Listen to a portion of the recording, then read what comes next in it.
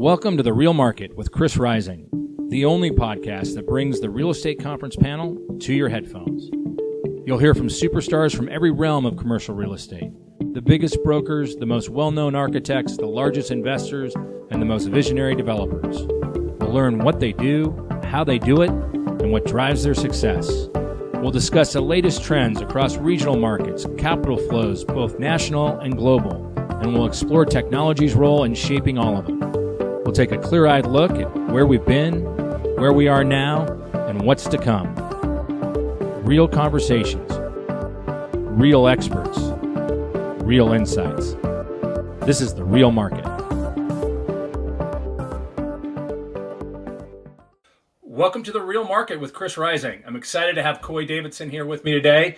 He's with Colliers in Houston. He and I, the remarkable thing about technology today, he and I met on Twitter and have gotten to know each other a little bit, but this is really our first conversation, and I'm excited to bring Coy to the audience here because I think there's a lot of people who are just starting out in the real estate business or kind of 5 or 10 years in, and I think Coy can give some good stories and some good lessons about what it takes to be successful from the brokerage side of things, but also he has a lot of clients who are principals that have been longtime clients, and I think he can give some perspective on that. So, Coy, welcome to The Real Market. Well, thank you for having me, Chris. I love having you here. I've spent a lot of time in Houston. One of our partners is Lionstone Investments, and we've got to see some of the great things they've done in Houston, and then we also in Austin. So it's nice to have somebody who knows the Houston market on, and excited to talk to you about it. How are things looking in Houston right now? Here we are in month 10 of the pandemic. I think things are looking more positive. As you might know, in Texas, our lockdowns were probably not as restrictive as some other cities and states around the country. So, I was out yesterday doing some work, and I guess a great barometer is just, the traffic was pretty bad at rush hour. So It tells me that people are working. I think our office building occupancy at this point is probably higher than a lot of places, but we're still not fully back to work. But the economy has, in Houston, despite lower energy prices, has managed to stay, relatively unscathed. Obviously, there's been a downturn, but maybe not near as bad as people might have anticipated. When we entered the pandemic and oil prices were low, so it's remained pretty resilient. Yeah, my business activity right now, I've got a full slate of deals I'm working on, so clients are moving forward. And let me ask you this: have you been in the office since the year started? I have not been in my office in 9 months.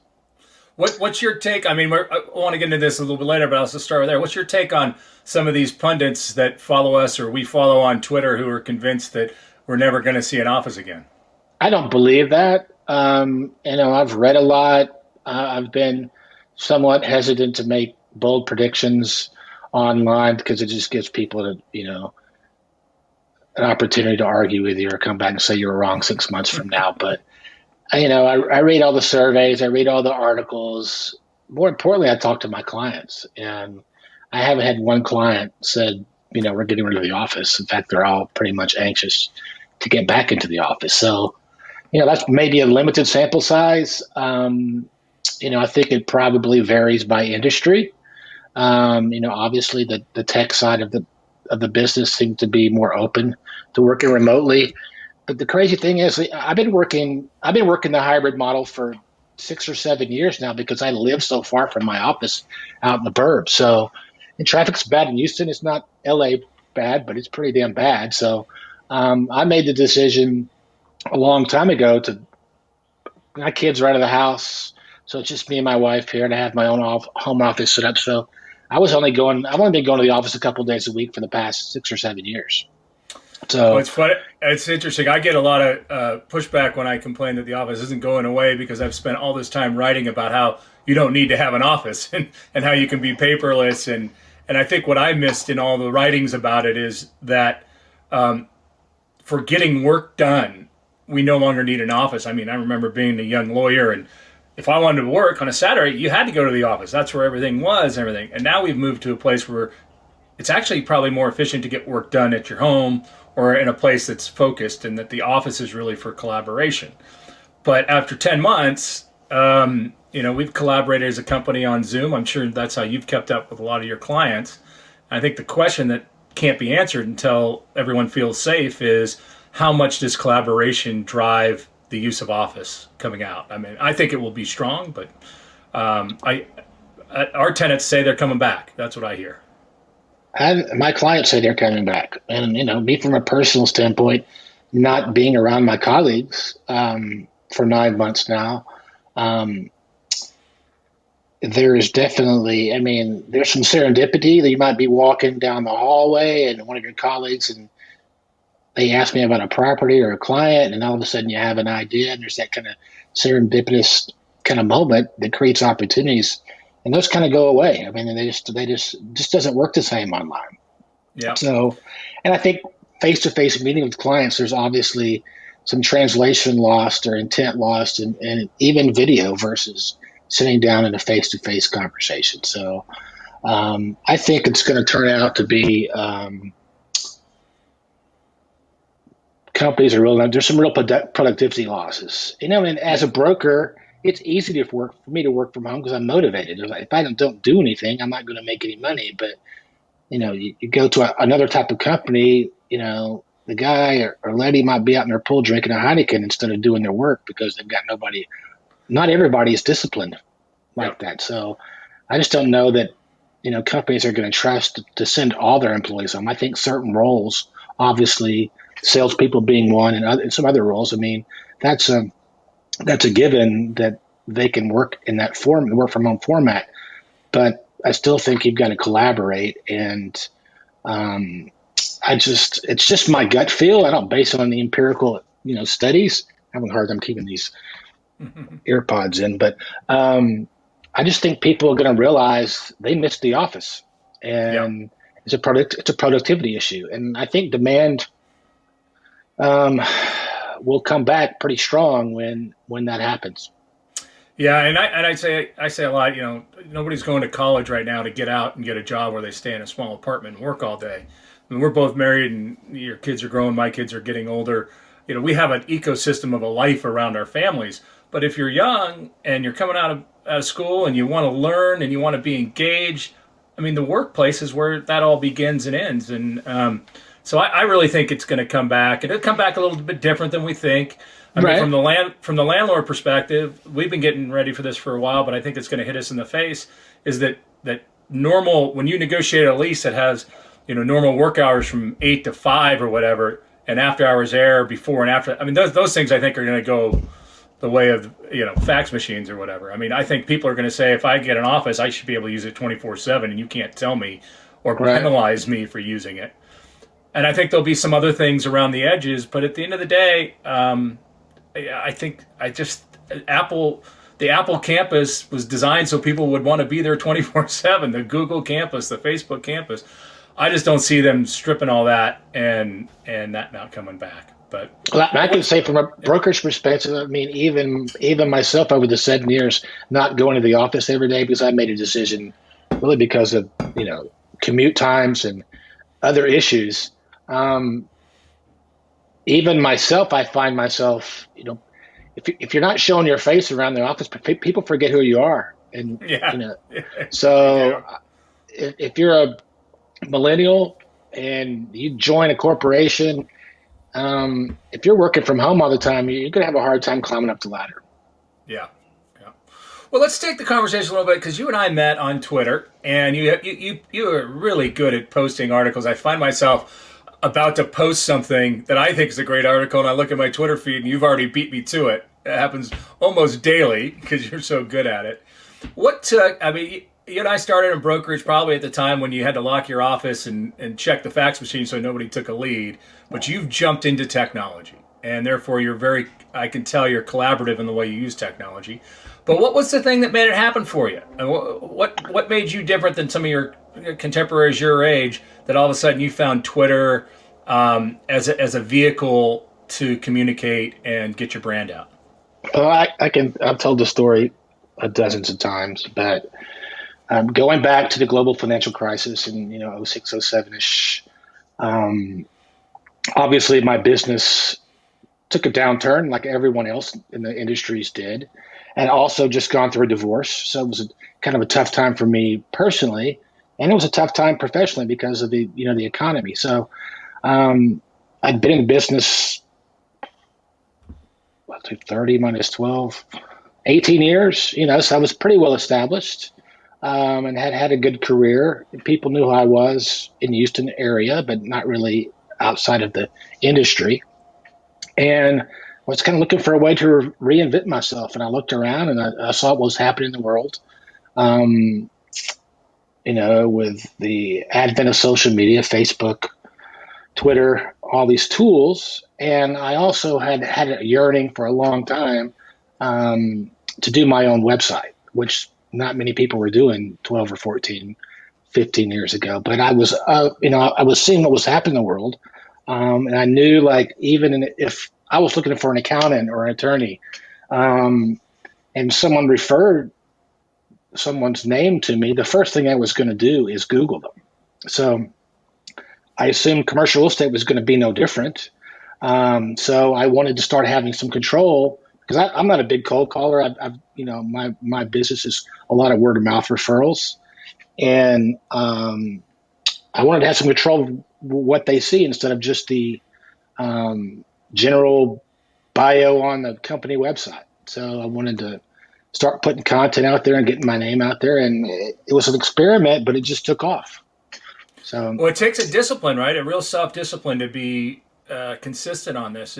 Did you look at it the same way one would have looked at cold calling or anything yes, like that? I did. I mean, I probably put a couple hours a day into it every day, and I have for 12, 13 years now. Yeah. I mean, I wish I cold called. Well, I mean, I make warm calls, but I was fearful of it when I first started out, like a lot of people, and I don't even think it's that effective. I mean, I know people do well with it, but they make a lot of calls, and I was just never willing to do that. I wanted to find another way. So, consistency was important, and I also knew at the time, this is 2008, and I know our industry and how slow they are to adopt new ways of doing business and new technology. I just figured it was a wide open field. And I started looking around. I couldn't find more than 3 or 4 guys on, commercial real estate professionals on the interwebs doing anything. So it's like, this is a golden opportunity because I just have such a head start. I mean, it was an experiment, but it became very obvious to me very quickly that it was going to be a very effective tool. Yeah, I think it is an effective tool. I've been fooling around in the last Christmas holidays with Clubhouse and it just trying to go a little bit further in my use of technology. And what I'm finding is that there's this big disconnect between Gen Z millennials and our Gen X and baby boomers. They're consuming Clubhouse. I see this younger generation. They're consuming Twitter in a way that isn't just to post an article, but lots of DMs back and forth. And I think it speaks a lot to the push of prop tech that's happened, and whether it's VTS or you name the software that's out there, that it's changing our business. But it's changing our business in some ways. I know what it's not. But I wanted to go back a little. And so I know you went to University of Texas. You look at where the world is today and how we communicate. But let's kind of go back in time. And when you came out and decide, when did you decide you wanted to be a broker and why? Well, I graduated from UT in 2005. And if you know anything about Texas, the economy was just pretty terrible in 2005. I mean, 1985. I was just doing the math, though. You got 20 years younger on me real quick. No, 1985. And Texas was in the depth of the oil bust. So I got out of school and I went to work for an industrial construction company, working in their accounting department. Worked there about a year and a half and got laid off because the economy was just terrible. And I started doing some graduate school work, and I was sitting in class one day, and one of my finance professors said, anybody willing to do an internship in a commercial real estate company for 3 hours credit? So I raised my hand immediately, interviewed for that position, got it, and just fell in love with the business. It was exactly what I wanted to do. I wanted to get into something that could be lucrative if I put the effort in and afforded me a great lifestyle.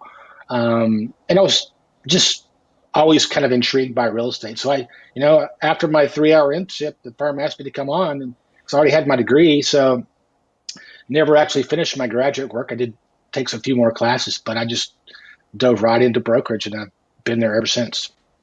And have you always felt that brokerage was it? Have you ever thought about being a principal or moving over to the other side?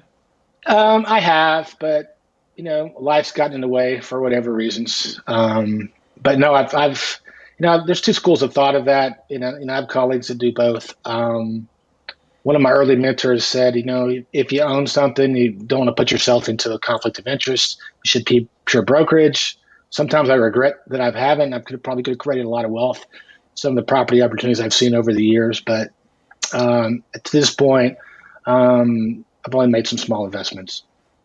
Well, I can tell you that when I moved over, the one thing I wasn't ready for was signing those non-recourse carve-out guarantees with those lenders. That's not much fun. My mentor, one of my mentors, was John Cushman, who I worked for, and I worked for him in the '90s, just after the early '90s catastrophe, and he had big loans out.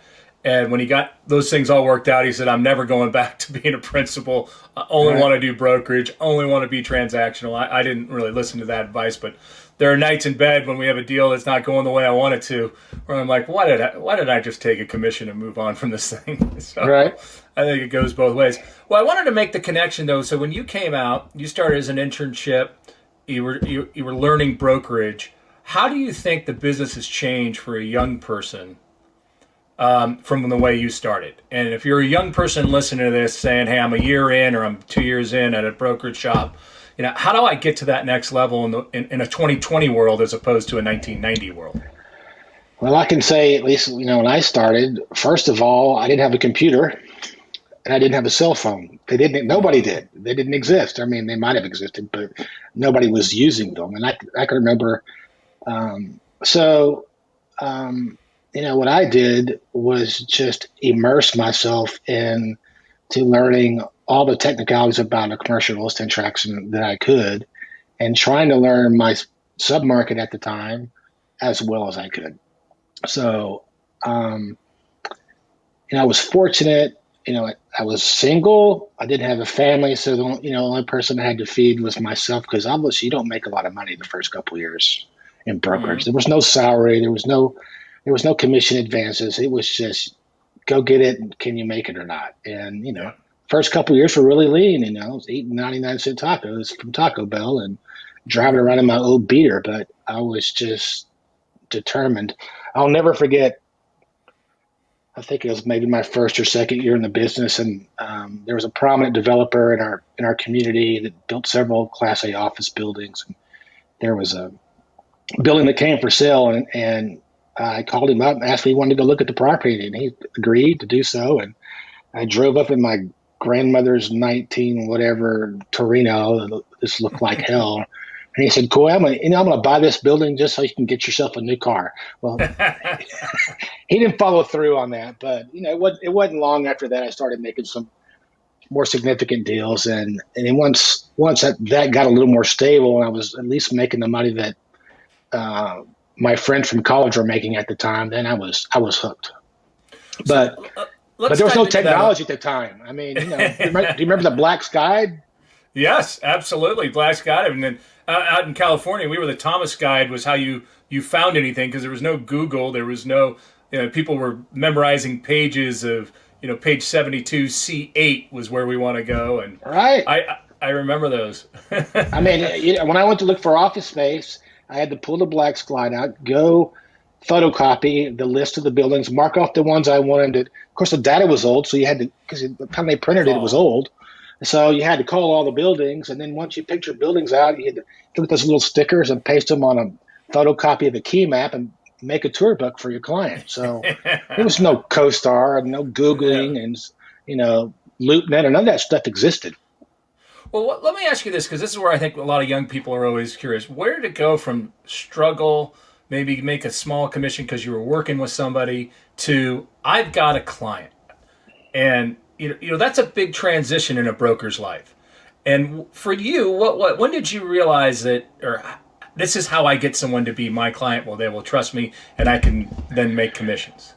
Yeah, I've told this story many times to younger brokers, and I had to figure out what it was going to be that I'm a 25, 26-year-old man, 28-year-old man, and I'm going to walk in because I do tenant rep, and I'm going to walk into the office of the seasoned president of a company who's 55 years old, and say, why is he going to get this young kid to trust me? And I always thought salespeople had to be kind of be extroverts and smooth talking, and that not really me. But when I realized that, I asked a client one time. I said, why do you work with me? He says, because I trust you. And I realized that was my biggest strength. That I at least come across them as a very trustworthy person and try to do what I'm saying I'm going to do. And people like that. So that was kind of my aha moment. I don't know exactly how I portray that to people, but it kind of comes naturally to me. So, I'm not an extrovert by nature, and I'm Mr. Networker, and I came from a very middle class family, and I wasn't born into the upper middle class or elite circles. And my dad was a working guy, and he wasn't a prominent lawyer or doctor or any of those things. Yeah. So what's really interesting about you, I noticed one of the reasons I left brokerage is I thought the people who did it well had the ability to take the technical skill that it takes, but then to be able to relate to people and get confidence, just like you just said, get their client to have confidence with them.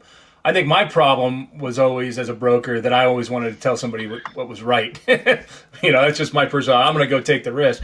And I think the best brokers I know are conciliaries. They really are able to make their client feel comfortable on a big decision that they have to make. But how do you think you do that? How would you tell a young person today, or how do you look at it in a world where, forget just the pandemic, let's say we're past the pandemic and you can go take someone to lunch. But in a world that's so heavily focused on technology and not having the interpersonal, how are you going to approach your business, or how would you tell a young person who needs to make that step at 28, 30? How would you do it today? Well, it's not any different than the way we did it 30 or 40 years ago. It's still about, the cliche is, the real estate business is all about relationships, and it is. I don't think that's the one thing that hasn't changed. I think technology has brought a lot of efficiency to what we do, but it also creates more expectations. People expect better, and they expect faster in terms of information and things of that nature. But it still comes down to, do I trust this guy who's guiding me on a big, financial decision for my company? Do I trust this guy? Does he have the experience and the competence? Maybe, I kind of just fly by the seat of my pants, but, I have a lot of experience. But once I felt like, and I just immersed myself into, learning how to crunch the numbers and knowing every aspect of a lease document, all those things. And once I felt real comfortable with all that stuff, my confidence just soared. So then I could be myself and really impart my wisdom or my knowledge to my clients. And it just came naturally to me. But at first, when you don't know those things stone cold, it was a little intimidating to me. But once I did, I've seen guys come into the business and do well much quicker than I did in my career. But that was just how I evolved, because some people are natural salespeople, and they can open doors. And maybe they, from a young person, they've got a senior broker they work with or whatever, and they're able to secure a business, and they're real good at that. I didn't really have that. I mean, I kind of just attacked it on my own and survived, and was just more than anything, it was just determination. Yeah. Well, you've been at Colliers. There's a lot of different shops out there. There's the Colliers and the C&Ws and the CBs that still are pretty much commission based. I mean, some of them have some draws and things like that. And then there's the JLLs and maybe the E-Stills that really do kind of a salary plus bonus kind of structure. what do you think about the future of brokerage? Is it going to stay? Is it still set up to stay where someone can do multiple disciplines within brokerage and live off commissions purely, or do you think the business is going to evolve into a salary plus bonus kind of business? That's a tough question. I think it may eventually. I still think it's going to take quite some time, because from a brokerage company perspective, the revenues are just such an ebb and flow, and it's hard to make that financial commitment to give salaries when your revenues can be so drastically different year by year, quarter by quarter, based on what's going on in the world, the economy, et cetera. So for the brokerage companies to figure out how they get the best and brightest and pay those, if you're going to start hiring MBA kids from really good schools, they've got great offers, making great money from regular corporations. I think it's going to be difficult for brokerage companies to move to that model. As a result, it takes a certain kind of person to get into this business, to get into the brokerage business. It's not for everybody. I've got kids that are in their 20s, and they're getting out of college, or they've been out of college 3 or 4 years, and they call me and say, "Coy, I'm thinking about getting the brokerage business. Can I come talk to you?" And I'll sit down with them, and I'll start asking them questions. And usually, if I just say, "Are you prepared to make no money for 2 years?" and they're out. It takes a special person. It's a very delayed gratification business. So not everybody is willing to take that risk. It's also a very long haul business, and if you make a big commission, this is what I tell people all the time: you have to understand how to control your expenses. And I think that's what's really hard for people. Especially, I found that the people who have the toughest time in brokerage are the ones who come in early and make a little bit of money early on things that they didn't quite do. And then all of a sudden, a year or two in, they're going, "Wait, where's that $100,000 check again? Where is that?" Right. So I agree with you. I don't know how it's going to play out too. We're in that point in the cycle where if we were talking in January of 2020, I'd be telling you, yeah, we're looking at maybe bringing our leasing in house. Probably, that way we keep the brokerage fees and pay someone a salary. And now that we're a year later, I'm like, no, let's keep that third party. I don't want to have those employees on. So that's the thing about the brokerage side of things, is because it's so cyclical. I don't know if it can. I remember when Goldman Sachs went and bought a firm in West LA and thought that maybe real estate brokerage had the same kind of elements of investment banking, and they quickly found out that wasn't the case. This was probably in the late 90s. Right. So I think brokerage is going to be its own. There's a reason it exists, and I don't see, even with technology, how that goes away. And I think one of the things that this is what I wanted to get into you about brokerage is, there's VTS, which I'm sure you're very aware of, which as an owner of property I like, but let's be honest, for a lot of it, it's just, what I like about it is it's taking that spreadsheet that back in the old days that would get faxed across and turn it into a very useful tool on my phone. But I still have weekly calls with all my landlord listings. We have about 5 million square feet, and I'm on most of the calls for our projects. So that hasn't changed. Brokerage hasn't changed that much. It's just how they deliver it. Do you see anything striking that would change it? Are we going to get to the point where some CFO is going to look at their phone and go, okay, I want a 100,000 square foot lease, and hit 3 buttons and then they have it? I don't. And I think technology, I think if you go back when I started in the business and we didn't have all this technology and all these tools, people needed brokers.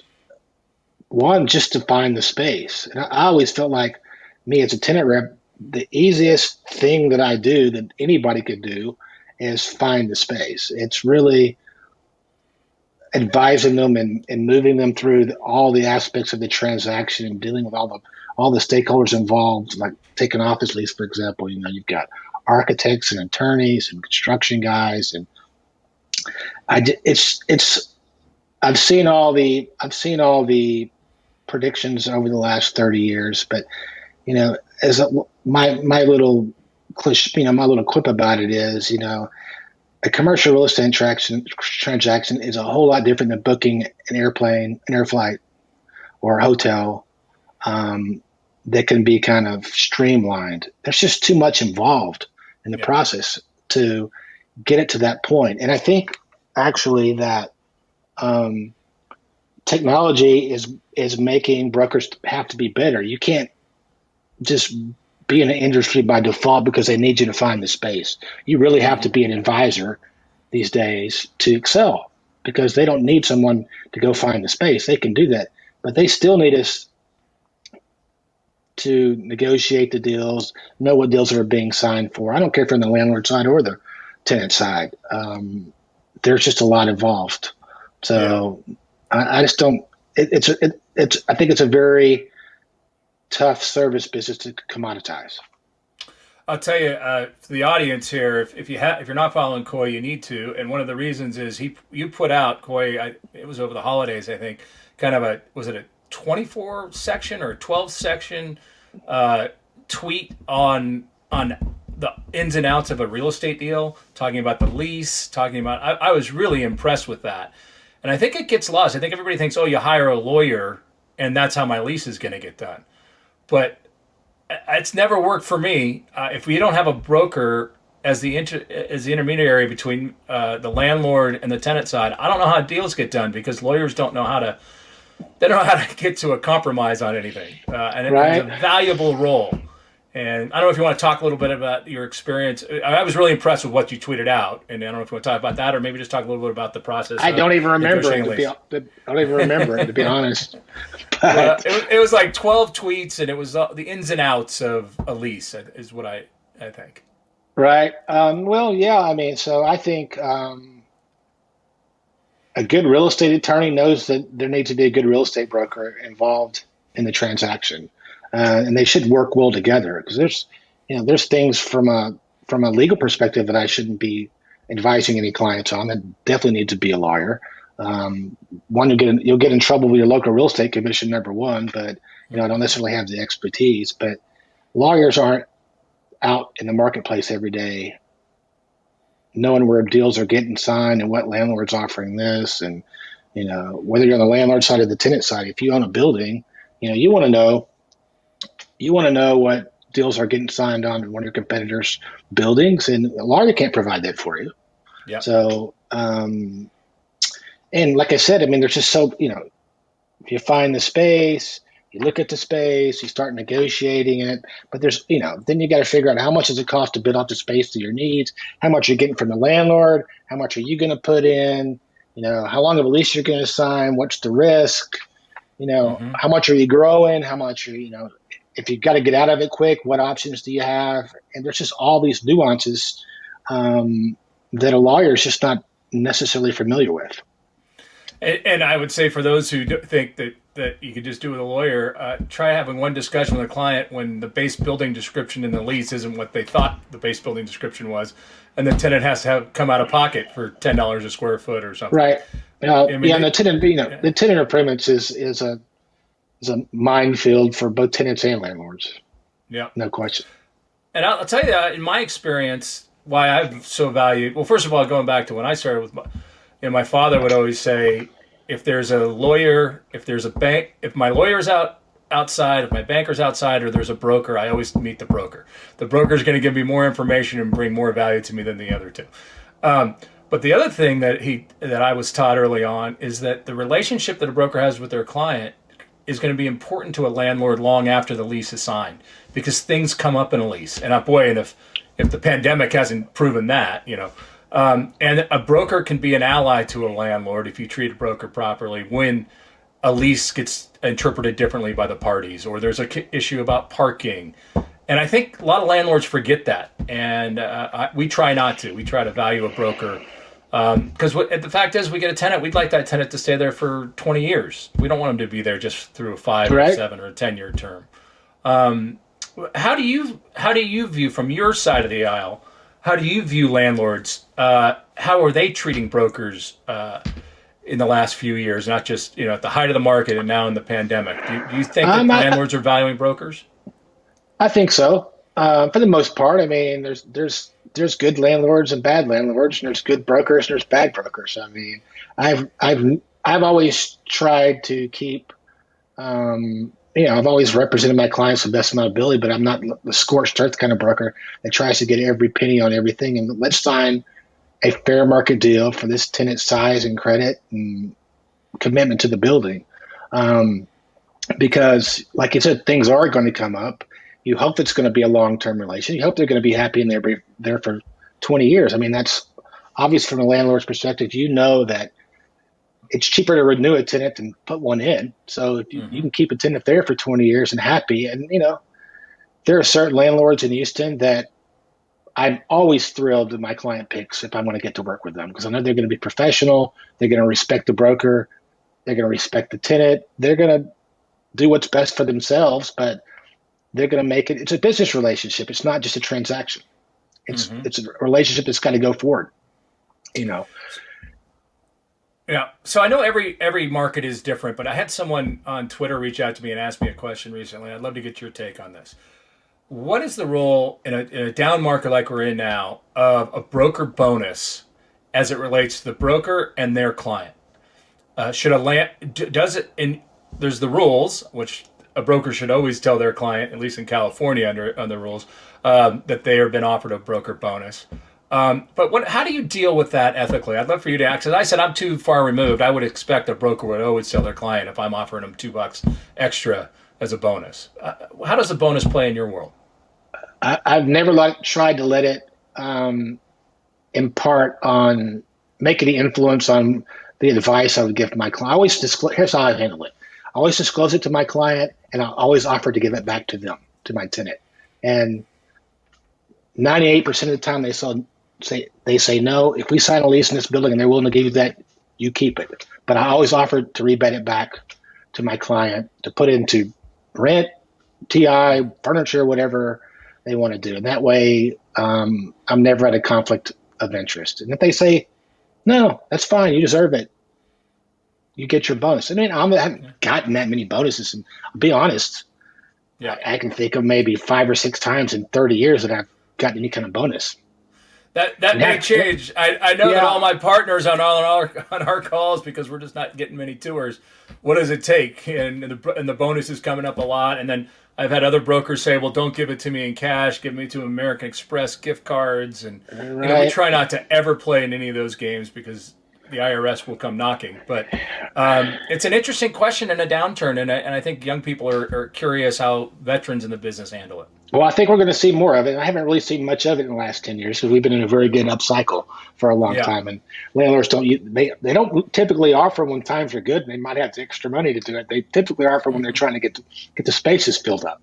That's right. And I've worked on the landlord side too. And I've never been a big believer that a bonus is going to bring tenants to the building. I just really don't. Yeah. I mean, I agree with you. I think you're better off encouraging the brokers to come tour your building through giving them gift certificates and things like that, right? Than you are trying to say, hey, here's $2. And then, but I've had people I've known in the business as landlords who've just said, I'll advertise a $10 broker bonus. And so I don't know if there's a uniform. I think it's tricky for a tenant rep broker because there's so many conflicts. And as a landlord, I don't want things to be tricky. I want them to make money. I want them to be incentivized, but I don't want to put them in a difficult position. I mean, I've heard horror stories of brokers that are asking for bonuses even when there's one not offered. I mean, yeah. Oh, in the markets we're in, there's almost always an ask at some point. It's somewhere in the 2020 brokerage of tenant reps that you're supposed to at least ask. I mean, I've never done that in my 30-year career, but like I said, I just it gets back to my statement earlier that the reason I get business is because people trust me. And doing things like that are going to make people not trust you. That's true. So let me ask you this. So you've spent the last 7 years or so kind of commuting in and out and spending some days in the office and some days not. You're very I know that you tweet a lot, so that means you're on your phone and your computer a lot. How do you do a work-life balance? Is there one? Is that even possible in the world we live in today? How do you look at that? I'm probably a very unique situation because, for one, my wife is a residential realtor. So she lives on her phone all day long, and she's out often working evening hours, showing homes and on weekends. So time when two spouses might normally be spending time together, but we just kind of understand, that's the businesses that we're in. I never turn off. I mean, every once in a while I go on vacation and kind of turn off, but and people don't bother me on the weekends, but I work some strange hours. I just don't, and particularly to this pandemic. So, Yeah. I might go work out at 11 a.m. on Tuesday because I can, but I might be working at 9 o'clock at night or 5 in the morning. So I don't really I put my hours in probably more than most people do, but I don't have a very strict regimen. So I don't think everybody's in that position because they have young kids, their spouse may be working and have a job as well. They just don't have those opportunities. People ask me how do I spend so much time on social media, but even my wife was giving me a hard time the other night about Twitter. And I said, well, you know what? I don't watch The Bachelor. So That's a good answer. A good answer. Let me ask you this: outside of Twitter, and we mentioned VTS. What's your setup? People are always interested. I often say, we're a Google-based company. We use Asana as a project management system. We use HubSpot for our CRM, and we use Google Mail and GChat. How are you set up? Are you set up within a Colliers system, or do you have your own system that attaches onto it? How do you keep yourself organized? It's a bit of both. I mean, so there are some software programs that at least Colliers Houston's, that it's been employed company wide through all our professionals, and there's stuff I use on my own. Mm-hmm. So, and it changes from time to time. I've changed CRMs a few times. I have some financial lease analysis software that I use. I've recently been using some new tools to kind of put together, a collaborative kind of file that both client and I can share information through. So it's always changing, it's ever changing. I think the most frustrating thing about technology is getting stuff that works well with each other. It's kind of integrated. So much of it's standalone. And sometimes technology can cause you to spend more time doing things when you should be out doing something that's going to be income producing. So like when I think it's mentioned in my tweet when I was cleaning up my database, it's been a long time since I've done that. And I'm not a huge database guy because, I'm just at a point in my career where I have a good core of clients and some of them are giving me multiple transactions per year. So I'm not out beating the streets for clients as much as somebody else might be, but that's because I've been in the business 30 years. If I've been in the business 5 years, that's a whole different story. So back in those days, I was cold calling and getting out and networking as much as possible. But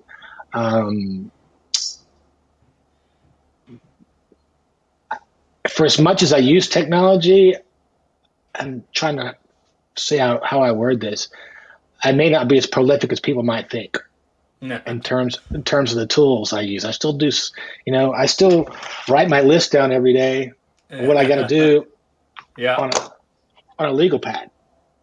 Yeah, I switched over in the last couple of years to doing the same things, but just using the tools of, we use Asana as a project management, and I keep a lot in that. But when you really break it down, it's the same paper and pen list that it was 25 years ago. Right. But you're not using Slack, or I'm trying to think of some of the other things that I get pinged on a lot, like, how are brokers using Slack today? I just don't see how that would work. I mean, I've never even been on Slack. Yeah. So it just, I think there's some things that work within brokerage and the real estate industry, some things that don't. I'll tell you, the most important thing that I know about a broker is their ability to get a client. Driven by getting a client is their understanding of a market. Could we walk through just a little bit of what you see happen in your home Houston market? And I think you do some things in other parts of Texas. Obviously, you and I have gone back and forth, and I'm the first to say it. California is doing things that are forcing companies out, and it's outrageous in my opinion. And I'd love to see some changes. I still think there's great things about California that make me want to stay here. But Texas is certainly the place right now. Some are saying Miami and others saying maybe Tennessee. But as my wife's British, but she said if we ever had to move, we'd move to Austin. So I know a lot of Californians are moving there. That says things are going well in the state. Why don't you talk a little about the Houston market and the Texas market and what you think is so appealing for companies to move there? Well, first of all, let me say my wife's a Californian, so she's only been in Texas since like '06 or '07. So I've spent a lot of time in California with her. But certainly Texas, it's one, the cost of doing business is just cheaper than most places. It's, I think companies are looking at, well, for instance, I did a lease last year for a Silicon Valley based company that is staying in Silicon Valley for now, but they've chosen Houston as a place to expand versus Silicon Valley. The rents are cheaper. Office rents are cheaper. They don't have to pay their people as much money in Houston as they do in California, and the housing's way more affordable for their employees in Houston. And that's all you really need to know. I mean, that's why it makes sense. Austin's not getting it's not near as affordable as it used to be. It's getting pretty expensive. It's starting. We like to. We, my stepdaughter used to always say, Austin is the product of it's a baby of California and Texas. So that's Austin. But it's starting to exhibit some of the things we've seen in California in terms of housing costs, because all these tech companies are moving there. Houston has still remained a relatively affordable place. If you can put it, everybody gripes about the hot summers in Houston, and it is hot, but it's pretty comfortable about 9 months out of the year. So I think people are often surprised. Sorry, I just can't keep these AirPods in my ear. It's all right. I got a problem in my ears. Yeah. The Houston's been heavily driven by oil and gas over the years, and it still is. We have a few drivers. The energy business, our port, and the petrochemical business, and the Texas Medical Center, which is a huge thing. I do a lot of work in healthcare, but it definitely needs to diversify going forward. And I think city leaders are just finally starting to realize that the ups and we can't be totally dependent on the ups and downs of the oil industry in Houston, and who knows what's going to happen to the oil industry over the next 50 years. Yeah. So I don't think it's good for Houston to be so heavily reliant on one industry. But it's a very entrepreneurial city. From a development standpoint, we don't have zoning. It's pretty easy to get properties developed. So it's just a relatively unrestricted place to do business as compared to other parts of the country. Yeah. Well, we got very close, and I'm still heartbroken. We lost an industrial deal in Houston over the holidays that we were trying to buy. But one of the things that jumps out to me about Houston, a former partner and a dear friend who's worked with Jerry Hines going back to the '70s. The thing about Houston is it's a very sophisticated city, and I don't think people quite understand that as much as Dallas in the last 10 or 15 years have built museums and had the opera, but I've always been impressed with the cultural stuff that they have in Houston, and it's a really appealing place to be. It's not as appealing in August. That's why they do have underground tunnels, but I think it's an amazing place, and it's also got an infrastructure that Austin doesn't quite have. I mean, Houston is quite the area of the multi-level interchange and seven lane highway, and it's really poised to grow, and we think it will. That's one of those markets that we have on saying if we can buy some industrial or multifamily, I think we'll stay away from office right now. So we're big supporters of Houston. I actually wrote an article on my blog. I don't know how many years ago, maybe 5 or 6 years ago, and it was entitled "Houston has a PR problem," or "Houston needs a good PR agency," because. And it actually, then I subsequently got asked to be on a radio interview, and they were asking me something, and I was on with there was a couple other guests, and one was like the head of tourism for the city of Houston, and he didn't like my comments quite so much. But the truth is, a lot of people's perception outside of Houston and who've never been here is very different than what it's really like.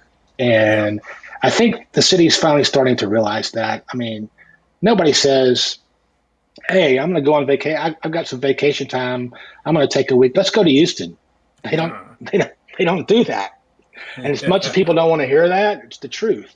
But people who do come here are pleasantly surprised, and I've heard that over and over from people I know on social media that have come to Houston for whatever reason, a conference or this or that, and they're like, "Wow, I had no idea Houston was so cool."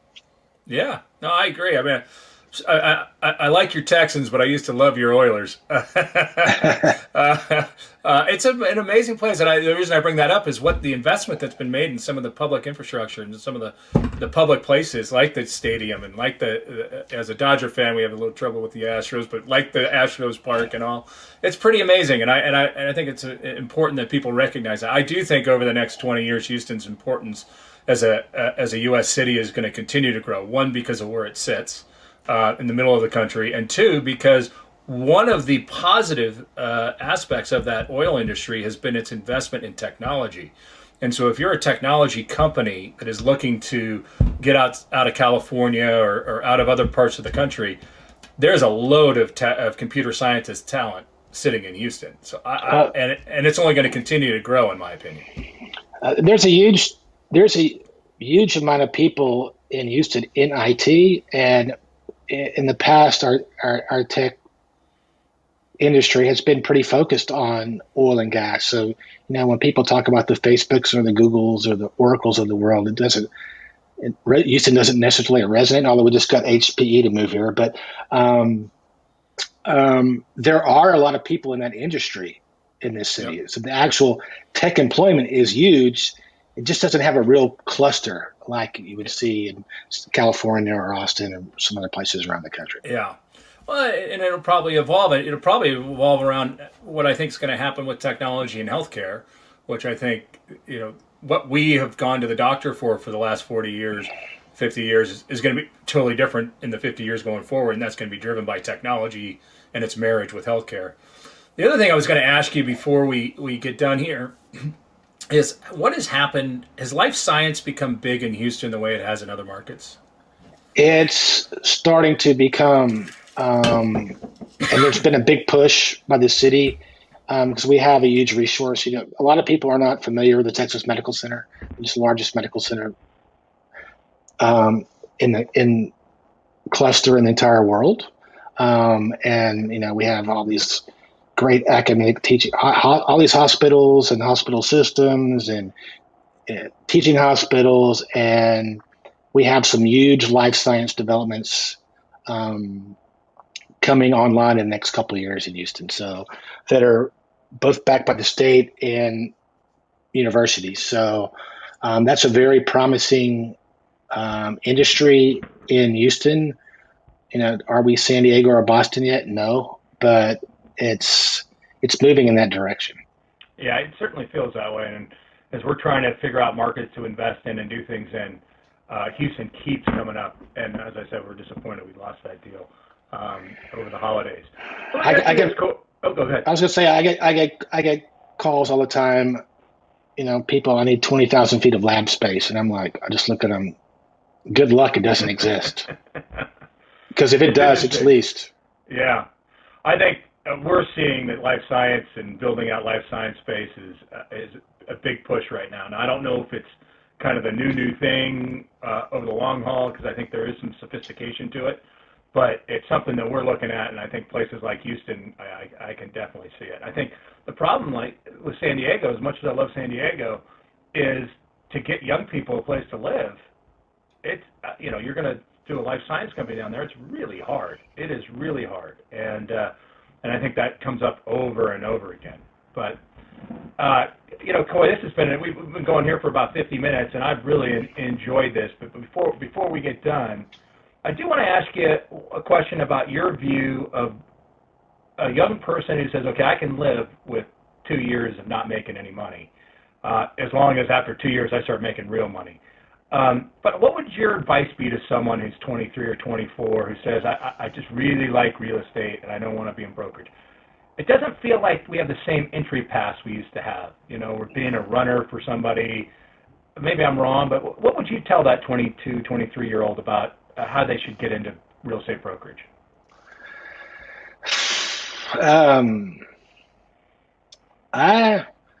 It's a tough one to answer. I think you just got to be determined. I mean, you got to be sure that's what you want to do. Don't look at it from the long run perspective of where you can be in 5 years or 10 years and understand there's going to be some pain. I mean, there's probably some things you could do. You could be an Uber driver, I guess, and make some money on the side. I mean, those kind of opportunities weren't there for me when I was breaking in the business in the late 80s. But I don't think much has changed. If you can get a mentor, that's the most important thing. If someone's willing to mentor you, that's going to probably ensure you're going to be your success rate and maintaining yourself in the business and get going forward. I know it's a tough question. It's just the way we're set up to do it. It's a very tough barrier of entry, and I know that's one of the reasons a lot of people don't do it. Yeah. Well, I've often said I think one of the opportunities is for women in the business, because at the end of the day, a broker has to have a relationship with their client, and more, whether it's law firms, accounting firms, whatever, women are more prominent in those firms. And there's a real opportunity, I think, for women in brokerage. There's still all the same issues you got to deal with, but I also think for a young person, figuring out how to use technology, not communicating with other 22-year-olds per se, but because you're really only going to, when you're a young person, going to make your first deal with doing it with an older person. So how do you bridge that gap? Maybe 30 years from now, brokerage will all be done on Slack for all I know. But right now, you still have to have the confidence of the decision maker. And that's what I say to young people, is just try to get yourself positions where you can build those kind of relationships with people 10 years older than you are, 15 years older than you are. But, well, I think you got to be competent. You've got to learn the basics. And I think, like I said, in my situation, I was scared to death of that whole scenario when I started out. And I just immersed myself into like crash course learning everything I could, and eating, sleeping, and drinking commercial real estate 24/7 for a couple of years. And then all of a sudden I woke up one day and I felt very confident that I could walk into anybody's office and really believe that what I was telling them was the truth and very sound advice. But how you get there, that's a tough question. That's a tough question to answer in the early years. You're a good man. I can tell. I'd hire you in a heartbeat. I hope to buy you a beer when I get to Houston next. For our audience, please find Coy on Twitter. He's a tenant advisor at Coy Davidson, CRE. We'll put all this stuff in the notes. But I really enjoyed it, and thanks this is my first video. I've done this all audio before, and I appreciate you being a guinea pig for me. And I really enjoyed the conversation. I really want to see you when I get to Houston next. That sounds great. I look forward to seeing you when you do. All right. Thanks. Bye. And please don't forget to follow us. We'd really appreciate it if you subscribe to the podcast. You can do that on Apple iTunes or any of the other podcasting services. It's The Real Market with Chris Rising. And follow us on Twitter at Chris Rising or at RisingRP. And please follow our blog, chrisrising.com or risingrp.com. Thanks so much.